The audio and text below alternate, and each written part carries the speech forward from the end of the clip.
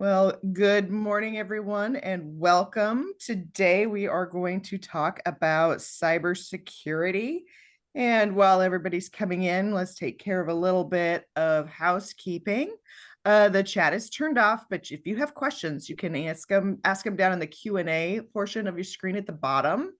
Go ahead and type them in, and we can ask the questions of our team here from up for it. We have Matthew Lianza and Josh Riley, and our Logan Dozier from Washington Hospitality Association is here with us also. This will be up on our website later on this afternoon. Yes, we are recording it. The slideshow presentation will be in Logan's hands. So if you would like to see a copy, please reach out to him. His email address is logand, Logand, at wahospitality.org. And now I'm going to hand it off to you, Logan. Good morning. Hey, good morning. Thank you, Lisa. As Lisa said, my name is Logan Dozier, and I spearhead our My Hospitality Insurance program here at the Washington Hospitality Association. We founded My Hospitality Association Insurance on the principle of leveraging our influence and buying power of our members to bring wins to them in this industry. Our goal is to save money and time while maintaining and improving your business insurance coverage. Our mission is to tell your story to the carrier partners and ensure that you are set up for success this year and for many, many more years to come. We cover all your standard lines from general liability, property, EPLI, crime, auto, liquor, you name it, we cover it. As always, please reach out to myself, as Lisa said, to my email, or visit us at myhospitalityinsurance.com. With that said, we are really excited today to inform you on the advancement of our cyber program. Cyber is a growing concern and issue that is coming into the spotlight almost every day for our members, both small and large. With that, I will introduce my partner, Matt, to take it away from here. All right. Thank you very much, Logan. I appreciate that. Looking forward to going over our cybersecurity program with everybody today. I will start by sharing my screen and getting us going. All right. So, like I said, thank you all for your time again here today. And again, thanks Logan and Lisa for the introduction. Thanks everyone at Washington Hospitality Association for inviting us here. We're really excited to provide you this update on the cyber insurance and security landscape and how we've partnered with the association, with Parker Smith and Feek, to create one of the most unique and comprehensive cyber programs available today. And it is exclusive to the members of the Washington Hospitality Association. As I said, my name is Matt Lianza. I am the head of business development for Upfort. Joining me today is Josh Riley, our managing director. Throughout the webinar presentation, we'll be providing you with cybersecurity updates, information, and with an extra focus on the hospitality industry and small to mid-sized businesses in general. We're also going to cover some of the most effective tools that you can use to combat the most common threats. And we're going to highlight the incredible program that we put together with the Washington Hospitality members, Association members, and with Parker Smith and Feek. So please, feel free to ask any questions that you may have throughout the presentation. I know Lisa will be bringing them to us as we're going through it, and we'll certainly do our best to save some time for the end to go through all the questions, make sure we hopefully get to everything that everyone's looking to ask. So really to start off, just to give you a little bit of background on, who is Upfort and why should you trust us with your company's insurance and security. We were initially founded back in 2017, originally known as Paladin Cyber.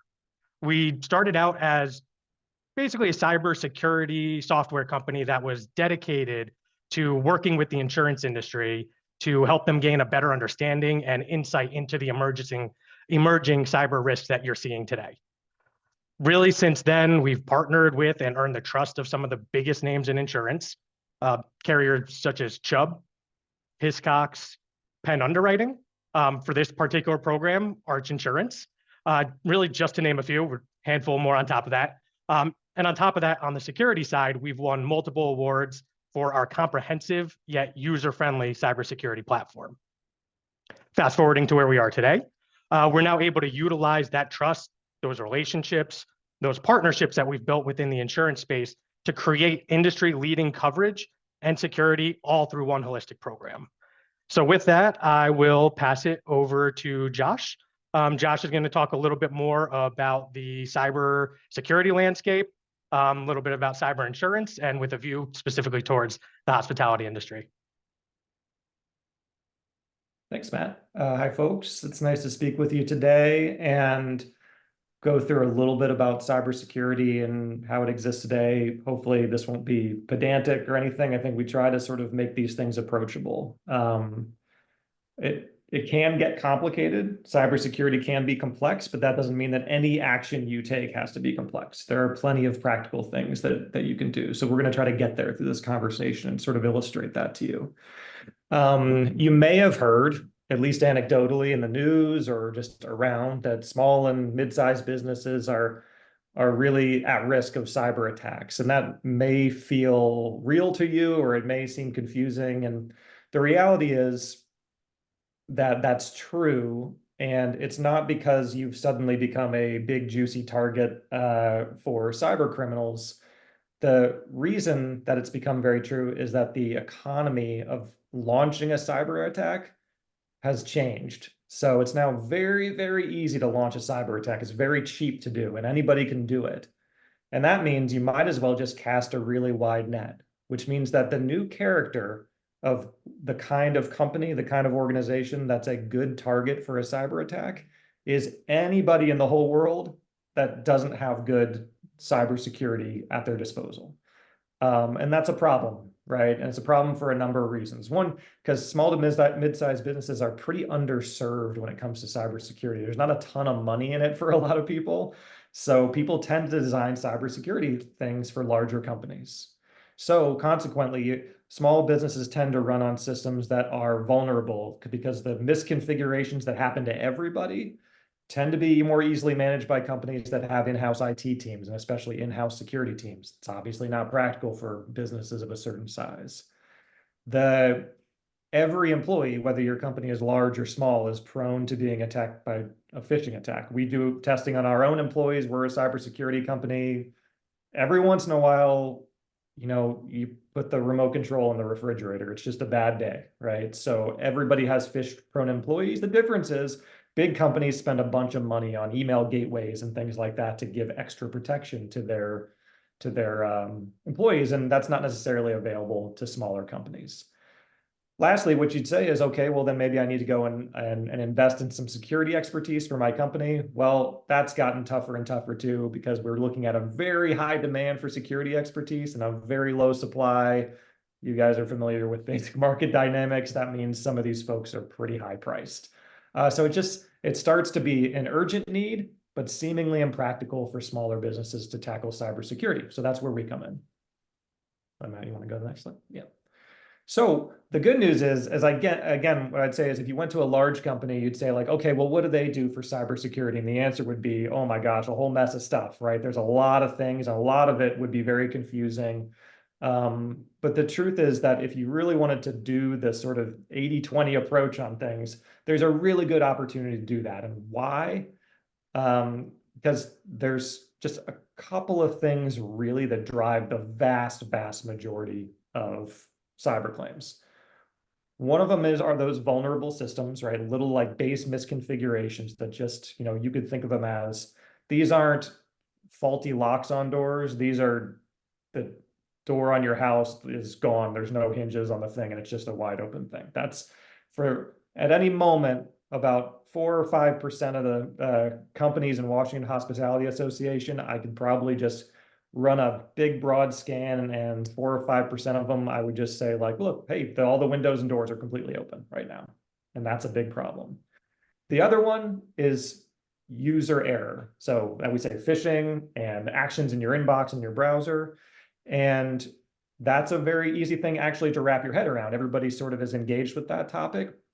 The reality is, depending on the year, somewhere between 85 and 95% of successful cyber attacks, meaning from the criminal's perspective, successful cyber attacks, are enabled at some point by an employee taking action, not by some ones and zeros hoodie hacker type of thing, but by an employee doing one of those things you've heard of, right? So that means that when you think about how to address those things, if there's a way to practically respond to those issues, you will tackle a very high percentage of the things that can happen to you. Not everything. It doesn't mean you're absolutely invincible, but there's no reason to be paralyzed. There are some really good actions you can take to protect yourself from the major loss drivers. And actually, Matt, if you want to go to the next slide.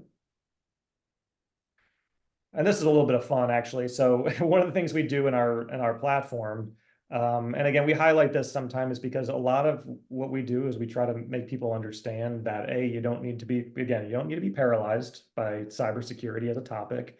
And B, if you're wondering if it's relevant to you, it's definitely relevant to you. So as Matt and I were coming up with this, Matt said, here's something that we can just quickly point out to the folks in Washington hospitality. Here's an example of a measurement that says this is relevant to you. In fact, Washington State in 2023, for the tens of, well, I should say millions of phishing simulation emails that our company sent out, the state with the highest fail rate, it happens to be Washington State. And if you look across the bottom here, you can see some examples of the most common templates for phishing emails that cause people to click on the link or go to a landing page and enter information that they shouldn't have. So some of these might look familiar to you. So again, these are things that hopefully it's somewhat intuitive. You could imagine, or maybe you've gotten a phishing email that tried to poke you with sort of these types of issues before. But the good news is too, is you should sort of think that if you can understand why undergoing phishing simulations with these types of scenarios being played out in front of you would make you a little bit less likely in the real world to click on that real phishing campaign, right? You can start to understand.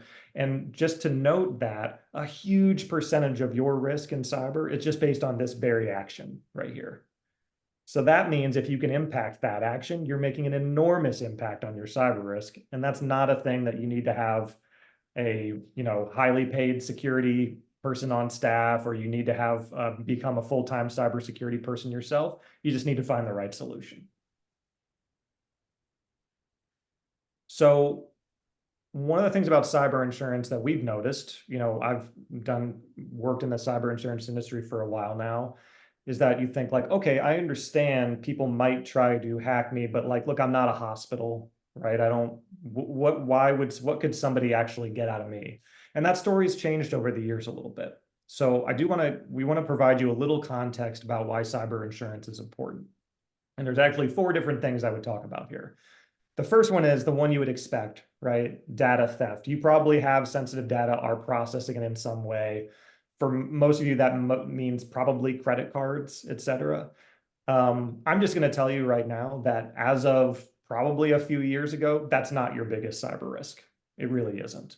And the reason for that has nothing to do with your point of sale vendor. It just has to do with what people are looking for now when they launch a cyber attack isn't so much sensitive information anymore. And there's a really simple reason why. If I were a cyber criminal and I had 2 choices, one is I'm going to hack into your system and I'm going to steal sensitive information from you and I'm going to sell it to people, right? That's one way I can make money. Another way I can make money is I can hack into your system. I can shut your system down until you pay me a ransom and I can make money that way. In one way, I've got to steal something and then sell it. In another way, you're just going to give me money. I take the one where you just give me money, right? Because that skips a step, just much more efficient. As long as I can do that over and over again, I'm going to stop this whole thing of selling information on the black market. That's a waste of my time. I can just get cash straight from you, right? So what you need to sort of understand right now is if you think of cyber insurance as data breach insurance, as losing sensitive information, it is way more than that, and your risk is way beyond that. So a couple of other things that you might want to think of are, again, when that ransomware criminal shuts your business down, you will not only have to deal with that, maybe lose business, perhaps lose customers, but you will also have to deal with the time spent. That may become your full-time job for a while, right? The other thing that might happen is they might actually just trick you to wire money to the wrong place. If you ever wire payment funded, they might just trick you to wire money to the wrong place. These are all things that can happen no matter what size company you are. They can be good successes for a cyber criminal, and they're things that everybody needs to watch out for. When we think about your point of sale contracts, again, just kind of hitting on what I think some people sort of have a mistake where they think they're a little bit invulnerable to these things. And one of the reasons they say, well, look, I only process data through a certain vendor and the vendor indemnifies me. I will tell you that as a, in our job and in our, in the insurance industry, I've seen a lot of these contracts. Usually they're pretty big and long and everything, and they're drafted not by you, but by somebody else. Just ask yourself, out of all those pages in that document, how many of them do you think are designed to specifically protect you? Right? It's not really how it works. I've seen plenty of claims from breached credit card systems, and I can promise you the merchant actually does get held responsible. You cannot sort of pass your liability on to somebody else. So the last thing I would give you to think about when it comes to cyber insurance and about the people that you work with and everything is just simply this. If something happened like that, your system gets locked down, you find that a system of yours has been breached, maybe customer information has been stolen, something like that. You don't know what's going on. Ask yourself, do you know who you would call? You might need to speak with a credit bureau. You might need to speak with a law firm that specializes in these things. You're probably going to have to deal with a forensics company. Do you know who to call? Do you know how much they should charge? If you're being overcharged, and do you know what a good resolution looks like? And if the answer is that you're not sure, consider that cyber insurance or a program like that could answer all of those questions for you in the simplest way possible, right? So that's a good reason to think about this. And again, everybody here needs to sort of understand what their own contracts and their own responsibilities looks like, and also what their priorities for how you spend money, of course. But think about if you're on this call, if you run a business today, cyber risk is absolutely relevant to you. Cyber insurance is absolutely of value to you. Up to you to decide how much, but it is something to look into.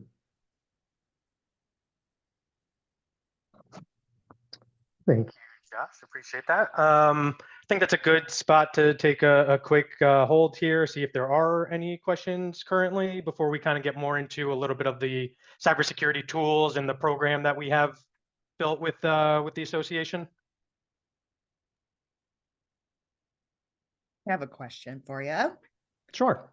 Are small businesses really at risk? Are hackers more interested in bigger payouts? Yes, without a doubt, and that's just increasingly the case. As Josh went into a little bit prior, it's the availability. They are looking now for the low-hanging fruit. Obviously, when you are hearing stories and seeing in the news, you're going to be hearing about big hacks because that's what people are actually going to report about. You're not going to hear about the mom and pop shop down the street that got a breach. But with the availability of ransomware as a service these days, similar to people can just buy software as a service, and anybody without even having any technological know-how could still potentially have a ransomware event on a whole bunch of people just through those ransomware as a services options. That has really, really increased the small to mid-sized business risk.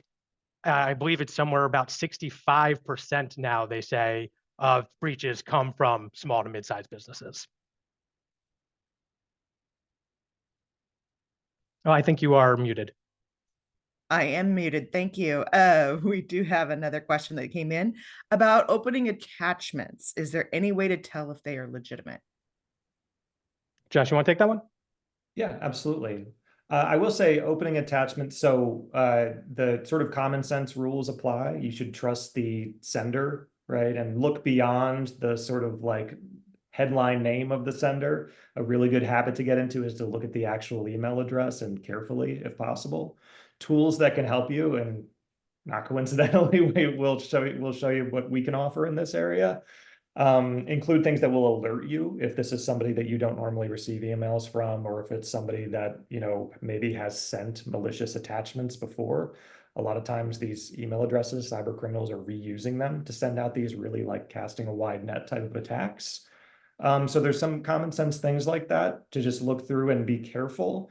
The other thing I will say about attachments is that that is one area where if you want to think about like the amount of money that like Google and Microsoft has spent money is in attachment scanning for your emails. So that actually is pretty good, not perfect, right? Still, some of them are going to come through, so you still need to know. But make sure that your security settings are tuned up on like your Microsoft or your Google account to like take advantage of whatever it is that they can have. I mean, it's one of those things where it's not going to slow you down much. You might as well take the protection where you have it. If you have access to an email filtering or scanning tool like the one we're about to show you, that's just, to me, take the layers of protection. And then the last line of defense on that is training. And when I say training, it's the content, but it's also just make it top of mind, right? So when you open an email, you're kind of like, wait a minute, am I about to get, is this a phishing simulation? I'm going to be the guy that fails it, right? Like just, if people are always a little bit aware of that, that's probably actually your best protection against malicious attachments. Yep. So hope that helps. And another question. Awesome. Since December, I've received over 75 requests for reservation information. The first few they responded, it included a link in the email that had specific requests. Didn't click on the link, but what are they trying to do? She said she stopped answering these and have moved them all into a scam folder. Well, usually, so the good news on those attacks is that they don't, because of modern browsers and everything, there aren't a lot of like what you would call like drive-by downloads anymore. Like that's, you know, it is something that can happen still, but normally now if you just click a link, let's say you have that wrong moment, you click a link and you go to a website, that's probably not the thing they're trying to get you. They're probably trying to get you to give them information. And they're probably trying to get you to give them information, again, probably not to sell it or anything like that, but because sensitive information can be another platform from which they can launch a more convincing phishing attack on somebody else. So that's Right. probably what the motivation for that is. You've done the exact right thing, right? Like, so just be careful around those things, take very limited action, and when in doubt, just keep them out of your line of sight so that Yeah. you're not, again, on your worst day, you might accidentally just sort of be clicking through things. Happens to everybody, but you're taking the exact right action. And again, another way that an email security tool can help you, because as those things start to surface, these people, as they're launching these attacks, they start to show up, right? One of them works. That means our threat intelligence will start to recognize that link. If we know it's a phishing link, the next time you open one of those emails, all of a sudden you'll see a flag there and you'll say, I knew it. I'm glad I didn't open that one before. This is actually a thing, right? So, you know, get some help from the tools, but again, it's a training thing. And honestly, the mindset that you have about that, as long as everybody on your staff thinks about things the way that you do, you're in great shape. All right, we have one more and then we'll let you get back to the presentation. Great. What alternatives do you suggest other than email to communicate with securely? Yeah, I mean, I think, you know, phone calls are good. I would suggest, I mean, email is probably the least secure method. That doesn't mean it's like dumb we use email all the time, right? Like there's pluses and minuses to everything. But what I would suggest is you can't do much better than a phone call to a number. So what we often tell people when it comes to what you call social engineering, and you'll hear about what a fraudulent wire transfer attack, which means that somebody sends you an email and says like, hey, change that bank account information or anything. There is no, this is one of those things where it's like there's an enormous amount of money getting stolen in that very method right now. And the protection against it is not anything super high level. What it is like, rather than looking at that email, go into your existing file on that person, find their phone number, pick up the phone and call them and say, did you just send me an email? Great. So the most important thing probably is thinking about, if you're going to contact somebody and you're wondering if something fishy is going on, use your existing information and use non-email formats to verify requests. Email is a great tool, honestly. You just have to know it for what it is. It's extremely easy for someone's email to be compromised. And it doesn't have to be you, right? If somebody else's email is compromised and somebody sends an email from someone you know from their account, I mean, that's somewhat like driving, right? My parents used to tell me when I learned to drive, like, the problem isn't that you're a bad driver, it's that everybody else is. Like you gotta be aware of that. So that's the problem with email. There's obviously a lot that's good about it, but I would say when in doubt, there's nothing better than picking up the phone and dialing a phone number that you already knew. All right, one last one. Is CrowdStrike a good software to use for cyber? Yeah, absolutely. Yeah. So I would say, yeah, if that's practical for you, if you can use CrowdStrike, I mean, the issue with it is, and it's not an issue, they're a good company. What I would say is that for some people, the cost of it might be a little bit tough. And also it's not just the cost of the software directly, but maybe the cost of ownership in a way, to think about it that way. You might have to hire somebody to help you get it set up and to maybe maintain it a little bit. CrowdStrike software also might require where you need somebody to sort of manage the network data that's coming through it and respond to it and set up different rules and everything. So one of the examples that we give people all the time is like on an insurance application, somebody might say to you, hey, do you have a firewall? Do you use firewalls? It's really kind of a nonsense question. It's like, there's a Wi-Fi router behind me, which means I have a firewall. What is that? It doesn't do anything for anybody. The question should be, do you have a firewall, and who updates it, maintains it? What are their threat intelligence sources? How often do they update it? Right. So the issue would be CrowdStrike is undoubtedly a great cybersecurity company and a great tool to use. The issue would be, is it cost effective? And then are you configuring it properly and updating it properly to get everything you can out of it? If that becomes impractical, then we kind of think about other solutions to deliver some similar protections, because it's like exercise, right? Like if you can't go on a 10-mile run, like make sure it doesn't mean that you just sit on the couch. Like we got to deliver the protections. CrowdStrike is the marathon training. That's great. But if it stops you from going for a mile run, that's not great, right? So we want to make sure you're doing something. And that's where our platform can help. Awesome. So I'm sorry, go ahead. Oh, I'm sorry. The next one we have is a comment, so we will save that till the Okay. end. Got it. Sounds good. Okay. So Josh, thank you so much for that. I really appreciate it. We will continue going on with the webinar, now kind of getting into out of the landscape portion of things and more into, hey, what can you do to help? And what are we doing to help you? So overall, probably, and some of them have already been spoken about, probably dozens of different things that we could sit here, tell you, go through, how to best secure your systems. Some of them more costly and time consuming than others.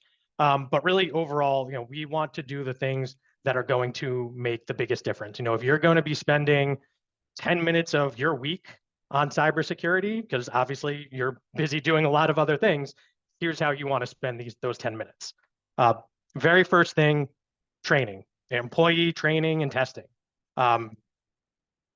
Very, very important. As you mentioned before, about 95% of claims come in either through vulnerabilities or phish-prone employees. So constantly staying on top of them, making sure they're tested on recent cyber threats, including phishing simulations. To me, having that constantly on top of mind is one of the most important things to be doing. As somebody who works for a cybersecurity company, I know I never want to be the one who clicks the link or puts his information into the wrong website. Having that on top of mind means you're always going to be a little bit safer and a little bit more secure when going through and responding to an email or going to that link or putting in your credentials somewhere. 2, active protection. Layers of security on top of key entry points, including inboxes, browsers, workstations, and servers. And then number 3, system hygiene. Making sure you identify and patch any of that vulnerable software that we were talking about, any misconfigurations, getting on top of those and updating them before they become that open door into your network. Those 3 things combined make a massive difference, not just from an insurance perspective, but just a cybersecurity perspective as well. And of course, to ensure you have the ultimate protection, should a breach ultimately occur, you want to make sure you have the insurance coverage as well as a backup. Nothing's ever going to be 100%, no matter how much you do, how much you spend. There's always a way in the door somehow, somewhere. So you want to make sure you have the insurance coverage as a backup. So, overall, I'm sure this all sounds great in theory. How exactly does it work in reality? And this is really what we've spent the last year with Logan, the Washington hospitality team, with Parker Smith and Feek and their team, in order to create this streamlined digital experience for all Washington hospitality members to gain access through and get into this insurance and cybersecurity program. Basically, you just need to follow a link that will be provided to you by either us or the Washington Hospitality, so you know it's safe. Logan and his team have that link, as do the Parker Smith and Feek teams. That will take you to a quote flow that, give or take, maybe about 10 minutes or so, you can follow through, has about 10 to 15 questions overall. You can receive a cyber insurance quote where you can customize some of the limits.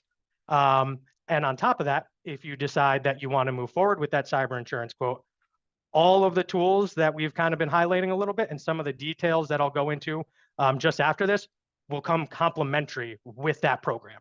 So the combination between the two is honestly unlike anything that's on the market right now. It really is something that we worked really hard with the Washington Hospitality team to get out and available to their members.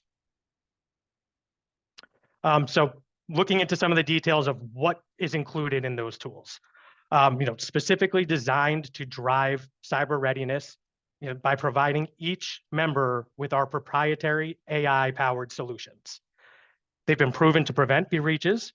Looking back at those three key areas that we mentioned before, in order to reduce the cyber risk that I mentioned, first, we have the training. Start with the Cyber University. That provides employees with access to our automated security awareness training and tools. Specific trainings can be assigned or taken as needed. You can have your teams as cyber aware as possible, depending on how much you want to spend, how much time, how much training you want to apply. As part of the trainings, we also include phishing simulations. We have somewhere around 70 different templates that you can utilize. Again, you can be as proactive or as hands off on it as possible. You can set it and forget it, or you can be in there and between the 70 different templates you choose from, maybe there are 10 of them that make the most sense to your industry or to your employees. You can go in there and customize that as much as possible, whether it's weekly, every 2 weeks, every month, and determine how often those simulations will be sent out. Following that, we have the constant protection.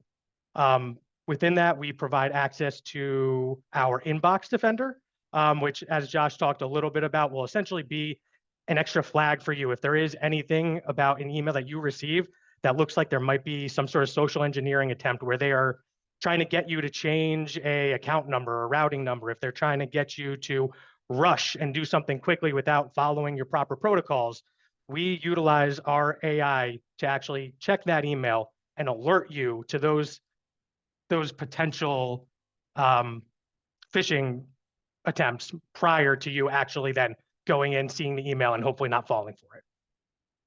On top of that, we have a browser firewall that's automatically updated to include malicious websites and downloads and automatically block those. Also have a whitelist, so if there are certain websites, like gambling websites or something that maybe you do want your employees to be able to go into, maybe you don't want your employees to be able to go into, you can proactively either block or whitelist certain ones that haven't been available in the past. And finally, hygiene. As we've spoken about a couple times already, we have our vulnerability scan that on a weekly basis will do a scan of your outward-facing systems and actively alert you to any issues that can be exploited. And if there are, tips on how to fix them. We don't just say, hey, here's a problem, it's your problem now. We will proactively help you fix it. To me, having that happen on a weekly basis, so okay, if something's at, one of my software is at its end of life, essentially at this point, it's not something that you necessarily have to stay actively on top of. We'll be warning you proactively each week if something like that does come up. So hopefully that all sounds great at this point. Sometimes people are left wondering, as we've talked about, different time and money that can go into all this. How much is this going to cost me on top of the insurance?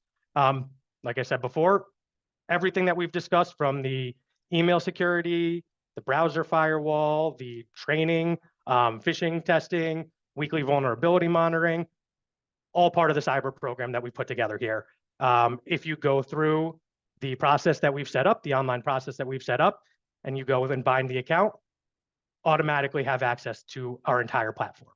You can see from the chart that we have here, really even the most budget-friendly versions of these tools can still be quite expensive as you add up per employee. A 10-employee organization, and actually, I believe these prices might even be a year or two old at this point.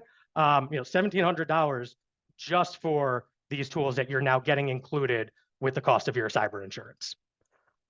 Most importantly, it works. Not a bunch of fluff that we include in the program to make it sound good or make it seem good. Like I said before at the start of this, we work with a bunch of very large insurance carriers already. We had one of our carrier partners last year do a case study of 20,000 of their businesses that they insure, some who do and some who do not utilize our platform. The difference was massive. Of that 20,000 businesses, the ones who utilized the Up4It platform had an 80% lower claim frequency. And on top of that, an 84% overall loss ratio. So not only were the claims happening less frequently, when they did happen, they were less severe. And with that, I will open the floor to any more questions. And we've got one was the comment from before, which will lead me to my question. We had 2 attempts last year to pull a fraudulent events related scam. The person would email to book a large event, say they were going off the grid for a while, so they would not be available, but could we book the band for their party? About $1,500, and the band does not exist in a Google search. It was pretty clunky, but interesting, an interesting approach that had a few of our staff ready to book the event. We just emailed them and asked them to come into the location to book, and of course they never showed, which kind of brings me to my next question is, what is the biggest risk, cyber risk to the hospitality industry in particular? Yeah, I think Josh kind of touched on that a little bit earlier, if you want to kind of go deeper into that. Yeah, I would say there are a few things. I would put it in order right now in terms of like frequency of it happening. One is the sort of like actual, what we just like people generally refer to as cybercrime. So the direct stealing of funds through some sort of social engineering through electronic communications. That's probably combined with the frequency of those attacks being launched and the potential impact. I think that's a big one. We just had one the other day, and I mean, it was a very large check and the money is gone. And it's just when I imagine that, I mean, running a small business and having that kind of hit off of one mistake is, I mean, nightmare territory. So the other one is ransomware, just because ransomware is a threat to everybody. If there is any way in which it would diminish your service to your customers, to have some of your computer systems be unavailable for a certain amount of time, that means you're at risk of ransomware and you're a good target for it, because presumably you paid some money to stop having that happen. Right. So I would say ransomware. And then the third thing is the sort of traditional one that we talked about before. If somebody can get access to sensitive information, then that's a threat to you, right? Like I said, those types of attacks are a little bit less common now just because they're slightly less efficient than just stealing money from you directly. But I would say it's those things. And just in general for the hospitality industry, I do think that, one of the things about it that can make it harder is there tends to be a lot of like turnover in the employees. Tends to be people working or using different devices to log into things or anything. So anytime you have a little bit of that, it's much easier to sort of solidify your perimeter when you have these like set group of employees within one office, just sort of working on computers, and they're used to doing a certain thing all day. You guys are running like really like chaotic and volatile type of like fast and fun industry. And I think that, a lot of the things that lead to cyber attacks, which are, again, a lot of user behavior things, makes hospitality a juicy target for ransomware gangs in particular.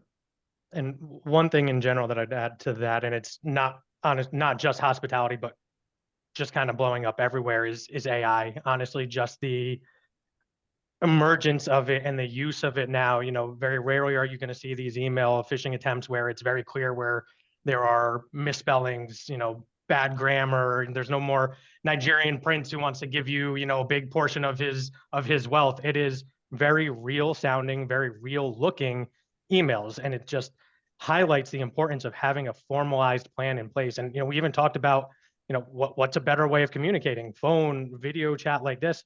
Some of that going forward may not even be as safe as it seems. We're starting to see certain things come up with the deep fake videos, the deep fake voice calls, where they can pretend and sound just like somebody who you think you're speaking with. They can make it look like they're calling from a number that all things that really, to me, the only way and the best way right now to combat AI is with AI. And that is what we're trying to do, at least on our inbox defender at this time, and as far as finding out some of those phishing attempts before they come.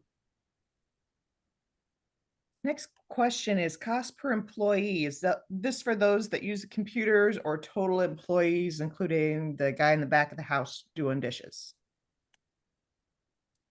I'm sorry, say that again? The Is the cost of cost the per software, right, cost? Matt? Like, yeah, I think what Yeah, we're from the last contemplating there screen. would be like would be where you buy a user. So the way you would normally buy cybersecurity software would be like what they call a seat or a user count. So if I had a business, I wouldn't necessarily buy cybersecurity software to put it into. The rule I would say is that somebody who's got an email address or somebody who like uses the computer or logs into something, has some sort of like network access to do their job, that would be a user that we would contemplate, or that a normal cybersecurity company would probably contemplate as like needing a seat in order for them to sort of be protected. Okay, and we have questions about other products. Is Barracuda Networks a good spam filter? And if you have WatchGuard on your POS, do they still need your product? Yeah, Barracuda is a good product. Again, kind of, I would say sort of similar to when we talk about CrowdStrike or something like that. It's just if you came to us and said, "Oh, I want to participate in this program, should I toss out Barracuda and use you guys instead?" I'd be like, no. Like if you like Barracuda and you find that it's cost effective, you should definitely use that, right? So that's not what we're going to try to pitch you on, right? Like, so what we were really trying to say is like, you should have email protection, right? If you have Barracuda, fantastic, good job, right? Like that's fantastic. And then when you use our tools, I would say that what you can do is you can not use the email protection if you'd like. If you want, you can use it as just another layer. It actually does not conflict with Barracuda. It just means that one more system checks the email before it actually gets opened by your employee. Yeah, one of the great things about the platform is that it's modular. So I would say any company can use training, right? We have folks that come to us and they've done a little bit of training before, and they switch to ours because it's cost effective or because they like the content. We have folks that have signed up for phishing simulation contracts and then they switch to ours because it's easier to manage and it's much less expensive. And that's obviously, if you're getting it for essentially complimentary with this program, that's probably a good money saver for you if you can consider that. And then I think everybody should use our browser protection. There's just no reason not to. So if you use a Chrome, Firefox, or Edge, just enable the browser extension. There's no latency to it. It doesn't slow down anybody's processes. And no matter what underlying security you have, it will not interrupt that. The reason for that is everything we do is at the application layer, which means that if you have anything in place, stuff that's protecting you or your systems, your POS, anything, all of that stuff is sort of like configured and we're not touching it. But if any of it gets through all of that and gets to the point where it would hit an application, a software program, where one of your users, one of your employees would interact with it, that's where we'd be, right? So maybe what would happen is we'd never catch anything because you got great tools otherwise. But for the cost of nothing and no slowdown, in case anything ever got through all of that stuff, you still have another layer of protection. So that's how I'd think of it. Right. We do have a request if you could close down the PowerPoint so we could see you better. Sure. No. Also, when somebody is interested in this product, do you demonstrate the Inbox Defender and the other platform pieces, or? Sure. Yeah, we'd be happy to. Obviously, given timing today, we didn't get into that, more about kind of getting the word out and education and all that. But if anyone in particular is interested in learning a little bit more, happy to set that up separately. We'll certainly talk to Logan about maybe getting a follow-up demo sometime further into the year, and we can go through the actual whole process and show you the entire security platform as well. What you'll find too is that when you go and you start interacting with the platform, you'll always see multiple opportunities where if you're starting to feel a little like you're not sure what you're doing, there's always places to chat with us, call us, email us, or even just directly book a consultation. And a lot of people, we have tens of thousands of companies that sort of are coming in and out all the time and using our software in some way. Some people will just stop at a certain point and just book a demo, right? So even individually, if you kind of get into the process and you land on one of these websites, you'll always be able to find a button to click where you can just say, you know what, I'm stopping right here. I want somebody to show this before I do anything else. You'll get our customer success team and they'll call you right back and they'll put it like 15, 20 minutes on the calendar and run you right through the whole thing and just answer any questions you have. And I did drop a link into the chat that will lead you directly to their program, to this program through My Hospitality Insurance. We have one. What is the annual cost per employee for this program? It would really just be included with the insurance policy. So there are 3 options for the insurance policy depending on the limit that they choose from. There's a $100,000 limit, a $250,000 limit, and a $500,000 limit. That is the amount of cybersecurity insurance coverage that you're getting. Each one of those has a set price that you'll see once you go through the online quote form. Like I said, it takes about 10 minutes. Once you answer all the questions, the quote will generate, and you can actually toggle between those 3 limit options to see what the pricing will be. Don't want to say anything obviously definitive here because it could vary with taxes and everything as well. So I just highly recommend going through the quote flow. Like I said, it's very quick and very easy to follow. And again, if anybody has any questions, they would like to see this presentation again, the presentation slides, please reach out to Logan, Logan D at wahospitality.org, or you could go ahead and visit us at myhospitality.com for a quote. Do you any last words from Matt and Josh before we head out? Just thank you again for the time and everyone's attention. I really appreciate it. And like I said, hopefully you learned something today. Yeah. One other thing I'll add is that I think, one of the things we try to tell people is that don't undervalue as far as cybersecurity tools go. A cyber insurance policy is a really good cybersecurity tool. So as you're looking through that and you're wondering, one of the great things about a cyber insurance policy is it gives you a method of response. So if something like this happens, one of the worst situations to be in is that you kind of don't know, right? And you're calling up a forensic investigation company and they're telling you it's $1,000 an hour because it's Friday and you don't know, am I doing the right thing or not? It's a really good product to have, as long as it's a practical cost for you, and only you can make that decision. But I think if you take a run through the program, you'll find that cybersecurity insurance is a really valuable tool, and you've got it for a pretty good price through the program that they've got for you here. Okay, Logan, any last words? None at this time. I think Matt and Josh really did an excellent job. As they said, we have worked, especially our partner Jim Chesmore, with them many months into the making of this to not only make it a very, very easy process to go through and look at the limits Matt said for the pricing. So it takes you 10 minutes or less. But as they both said, feel free to reach out to any of us, even if you want just that personal demo or just even talk more about it and see this product. We are very excited about this. This is, I would say, a step up from when we first launched our My Hospitality Insurance program back in 2019. And we're excited to have partners like Josh and Matt in the cyber front, as we're seeing this threat be more and more relevant, even to the mom and pop restaurants and motels, all the way up to the larger ones in our membership. So thank you everyone for your interest and time today. Really do appreciate it. And thank you to the 3 of you for providing the information in this webinar. To our audience, we will have this up online later on today on our website, wahospitality.org. And we will also have the links included with that. It'll lead you to a YouTube page, and you can find Logan's email address if you want to see the presentation slides, or you could also see the website for myhospitalityinsurance.com. So again, thank you all and have a great Wednesday. Thank you. Thanks, everyone.